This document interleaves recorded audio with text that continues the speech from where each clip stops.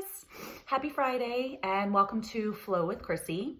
As my first yoga tutorial, I wanted to today cover chaturangas and planks basically, because plank is the essential pose to get into a chaturanga. And my goal really is to, kind of really break down the pose itself, give you guys modifications, give you kind of your shoulds and shouldn'ts, as well as always encourage you guys to really listen to your bodies.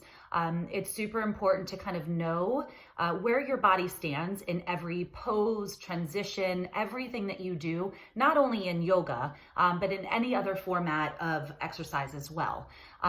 The first thing I always want to encourage, and I say this a lot in my classes, is recognizing the difference of discomfort and pain in your bodies. They're two completely different things. However, they do kind of creep up on one another from time to time. Sometimes it's we don't understand which one is which in our bodies.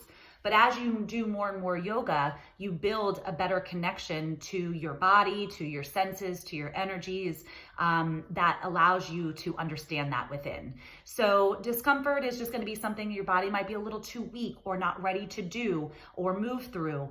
Whereas pain is your body's signals telling you, stop, don't do this.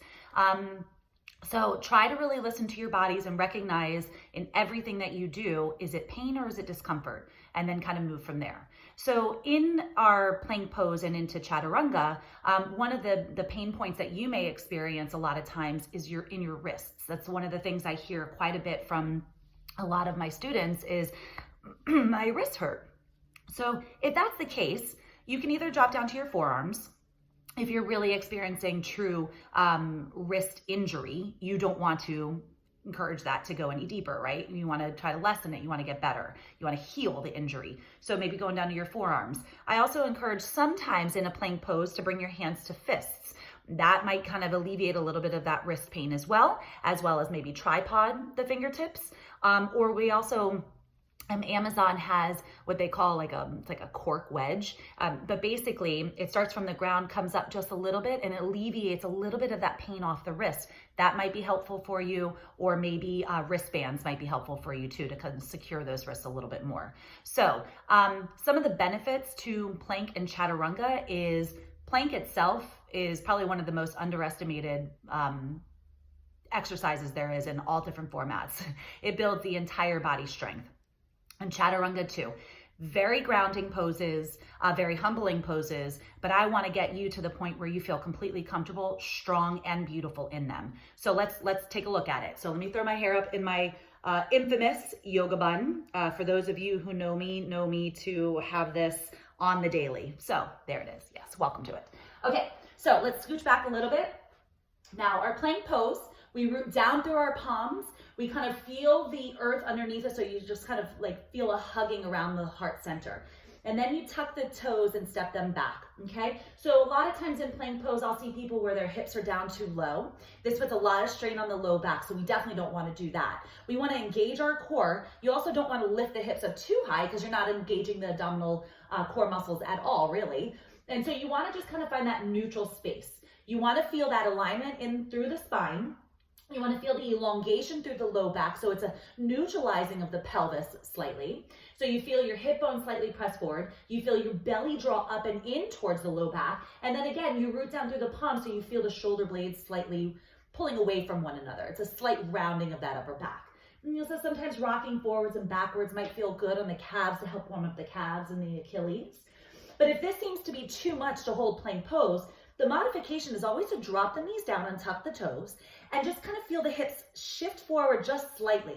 My belly is still engaged, my palms are still rooting down, and I'm feeling my biceps roll out towards the sides of the rooms, triceps roll in so that the smiley face of your elbows is kind of rolling towards the front of the room, okay? So staying in the modified plank or in our full plank for a few breaths is going to be very challenging at first, okay? So just do what you can. Try to stay there for maybe 5 breaths, work your way up to it, okay? Now, talking about our chaturangas. The chaturanga is basically the low part of a push-up, some people may call it. Now, what that push-up doesn't or looks like from the front does not look like this, the elbows out to the sides. Your palms are under the shoulders. We shift forward. We bend at the elbows to about a 90 degree angle, and you want to hug the elbows into the side bodies and then press through the palms and lift back up. Okay, so there's a lot of breath work that goes to it as well. Inhale, shift forward. Exhale, lower down. Elbows hug in.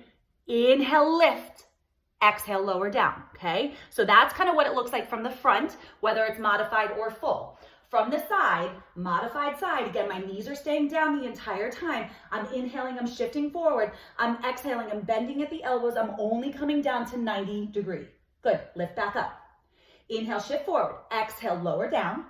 Inhale to lift right back up. So the more you can do that, you're starting to build that strength. In our full plank pose, my toes are tucked, my knees are lifted. Core is engaged, using all those tips from before. Remember, belly is engaged. Hips are slightly pressing forward, rooting down through the palms to feel the roundness of the upper back. I inhale, I shift forward. I exhale, I lower down. One straight line. You don't see me kind of flapping all the way down and then pressing back up. If you find that in your body where you just collapse to the floor, drop the knees down. Do the modified ones first. There's no shame in your game, right? Drop the knees down. Work your upper body strength to get to that point with the modified chaturangas and planks, and eventually you'll be able to rock it out with your full planks. So I hope this helped you today. Take what you learned from me into your classes, and you guys are going to build that strength in no time, and you're going to use that pose. You're going to love it, even if you hate it right now. There's no shame, okay? All right, you guys have an awesome one. One love. See you soon. Mwah. Namaste.